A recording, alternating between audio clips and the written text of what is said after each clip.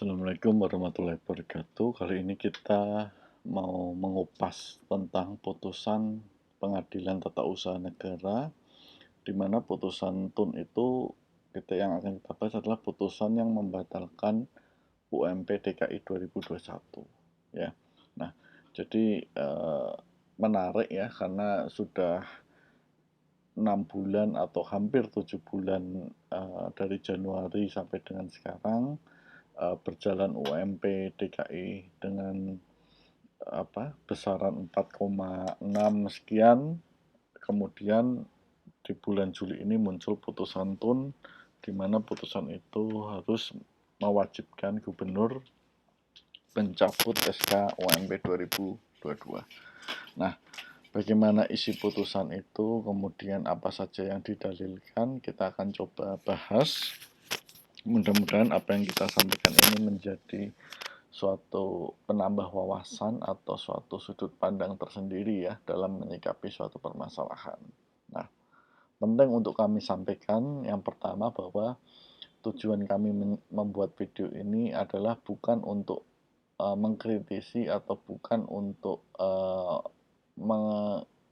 menghakimi ya apa yang menjadi putusan itu, tapi kita menghormati apa yang sudah diputus pengadilan. Kita hanya ingin melihat sudut pandangnya saja, ya.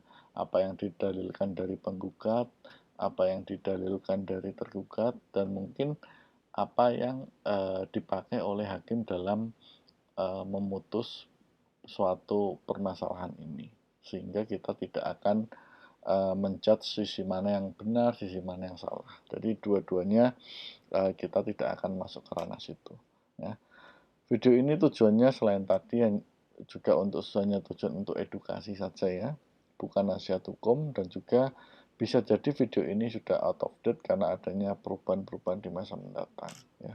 Nah, jika Anda bingung atau membutuhkan diskusi lebih lanjut, Anda bisa kunjungi website kami di benmurconsulting.com. Ya. Nah, kita masuk ke materinya. Nah, jadi kalau kita lihat putusannya, Anda juga bisa download putusan tata usaha negara tersebut melalui website atau ada searching saja di Google, itu ada putusannya, Anda bisa cek di situ.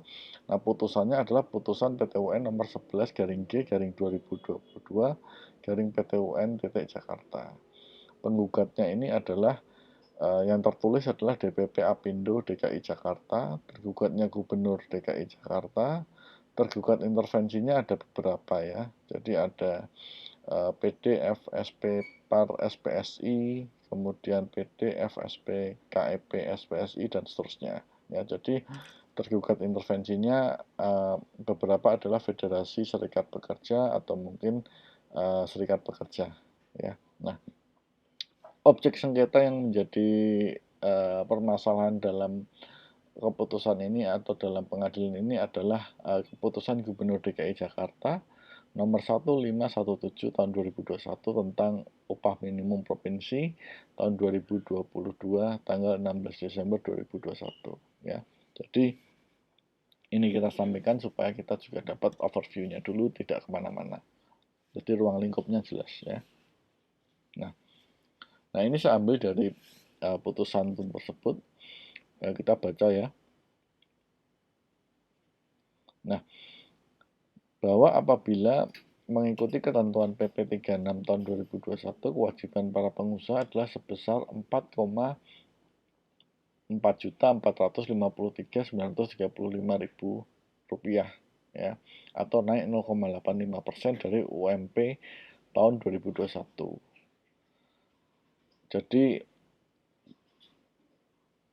awalnya itu adalah DKI itu atau Pemprov DKI itu menerbitkan SK kenaikan UMP 2022, yaitu SK nomor 1395 tanggal 19 November ya, di mana kenaikannya adalah 0,85% dari UMP tahun 2021. Nah, kemudian SK tersebut dicabut oleh gubernur dan kemudian diterbitkan SK yang baru. di mana kenaikan UMP-nya yang awalnya 0,85% naik menjadi 5,1%, menjadi 4,641854 atau Rp4.641.854 ya. Jadi ini yang menjadi permasalahan dari DPP Apindo. Jadi Apindo merasa dirugikan dengan adanya SK ini ya. Jadi SK yang awalnya sudah diterbitkan UMP itu naik 0,85% dari tahun 2021, tiba-tiba kemudian dicabut dan berubah menjadi 5,1%. Nah, apa saja alasan gugatan? Kita akan lihat ya. Nah, di sini yang pertama adalah didalilkan dalam menentukan upah seharusnya berpedoman pada PP 36 tahun 2021. Di mana PP 36 ini adalah turunan dari Undang-Undang Cipta Kerja tahun nomor 11 tahun 2020. Nah, ini yang menjadi permasalahan pertama. Yang kedua, seperti tadi kami sampaikan, SKUMP awalnya diterbitkan telah sesuai dengan PP 36 tahun 2021. Namun kemudian dicabut dan diterbitkan SKUMP yang baru, di mana menurut atau apa yang didalilkan oleh penggugat, penentuan UMP-nya tidak berlandaskan atau tidak berdasarkan pada PP 36 2021. Nah, kemudian SKUMP seharusnya terbit paling lambat di tanggal 21 November 2021. Tetapi karena dicabut SKUMP yang awal, kemudian terbit yang baru. Nah, yang baru ini baru muncul di tanggal 16 Desember 2021.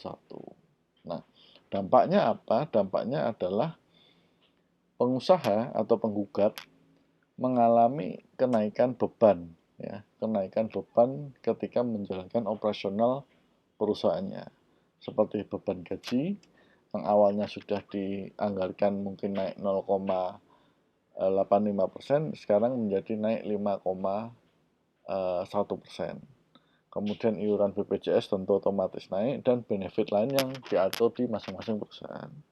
Nah, selanjutnya yang menjadi alasan gugatan adalah seharusnya jika kita melihat putusan MK nomor 91 garing PUU garing Romawi 18 garing 2020, MK mendalilkan atau memutuskan bahwa tidak boleh mengeluarkan kebijakan atau keputusan-keputusan strategis pasca putusan MK ini, ya, karena putusan MK ini melandaskan bahwa Undang-Undang Cipta Kerja itu dinyatakan inkonstitusional bersyarat, sehingga harus diperbaiki dulu dan atas itu tidak boleh dikeluarkan keputusan yang bersifat strategis.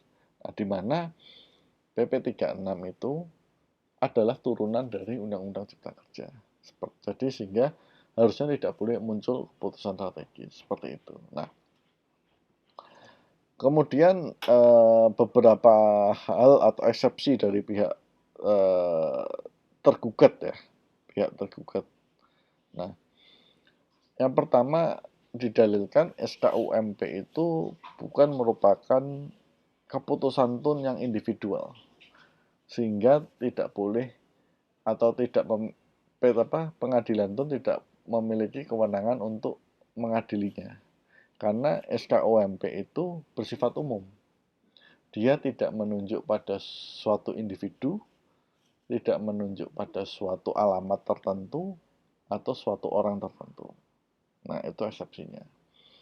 Kemudian eksepsi yang kedua adalah pihak penggugat pada faktanya patuh terhadap objek sengketa, sehingga akan menjadi aneh jika penggugat ternyata mengajukan gugatan padahal dia sendiri patuh. Nah, itu dalilnya. Nah, ada beberapa hal terkait eksepsi yang lain seperti legal standing, kemudian ada juga yang absolute libel, cuman kita nggak akan bahas ya. Kita hanya cantumkan beberapa yang menurut kami apa secara spesifik gitu ya. Nah,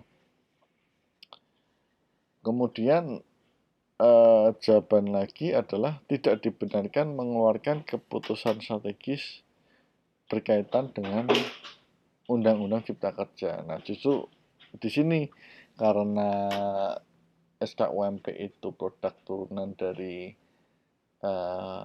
atau mengacunya adalah dari Undang-Undang Cipta Kerja turunannya PP 36, maka seharusnya tidak boleh terbit tuh seperti itu ya. Jadi didalilkan seperti itu. Nah, kemudian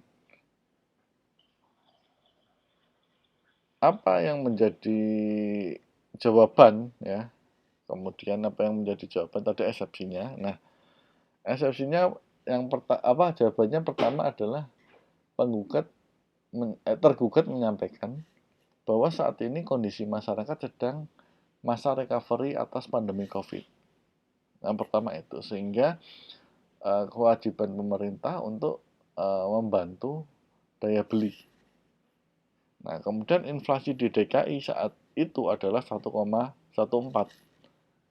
sedangkan tidak mungkin kenaikan upahnya di bawah inflasi. Nah, dari data yang disajikan secara 6 tahun terakhir, kenaikan UMP DKI itu 8,6%. Nah, terus kemudian dalil selanjutnya adalah secara faktual tidak semua sektor mengalami penurunan kinerja karena pandemi. Seperti itu. Nah, kemudian dari faktor yang lain adalah dampak jika UMP itu dinaikkan 5,1% dibandingkan dengan dinaikkan 0,85%, maka dampak terhadap PDB-nya itu lebih tinggi bila naiknya adalah 5,1. Artinya kalau 5,1 itu dipakai, maka perputaran uang, pertumbuhan ekonomi di Jakarta itu lebih baik dibandingkan kalau dinaikkan 0,85%. Artinya harusnya kalau naiknya 5,1, bisnis semakin menjadi lebih baik karena daya beli masyarakat semakin kuat. Artinya kalau daya beli masyarakat semakin kuat, maka tingkat konsumsi masyarakat semakin besar. Sehingga produk-produk atau jasa-jasa yang dihasilkan pada area Jakarta bisa lebih terserap lebih banyak. Nah, itu adalah filosofinya atau alasannya yang disampaikan oleh tergugat. Ya. Nah, menarik di sini karena dari sisi penggugat ya, dari sisi penggugat kami melihat bahwa yang didalilkan adalah framework-nya adalah framework hukum. Artinya dia melihat suatu permasalahan itu dari framework hukum. Jadi katakanlah yang pertama tadi adalah prosedurnya dilakukan atau tidak. Artinya prosedur ketika penetapan UMP itu kan sudah diatur di PP 36, dilakukan tidak. Nah, kemudian yang kedua, dia melihat batas waktu terkait dengan penerbitan SK UMP.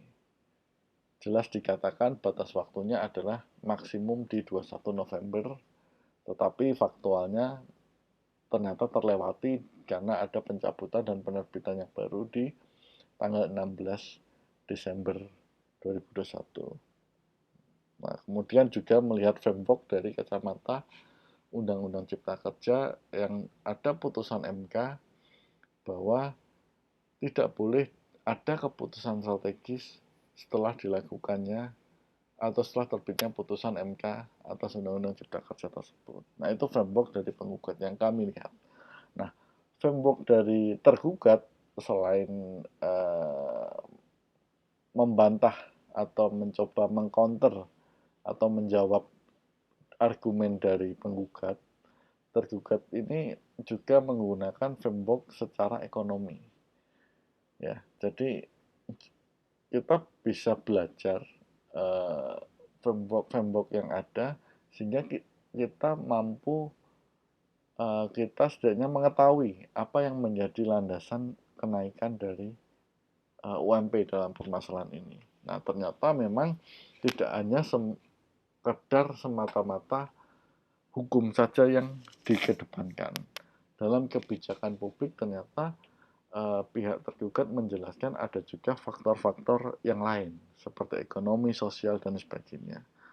Nah, saya pikir bagus dengan adanya putusan ini kita bisa memahami cara berpikir dan mengambil keputusan entah itu dari pihak penggugat, tergugat maupun dari majelis hakim dalam menyikapi suatu permasalahan. Ya, nah kembali ke masalah tadi mengenai pertimbangan hakim, saya tidak terlalu banyak akan berdiskusi atau menyampaikan di sini.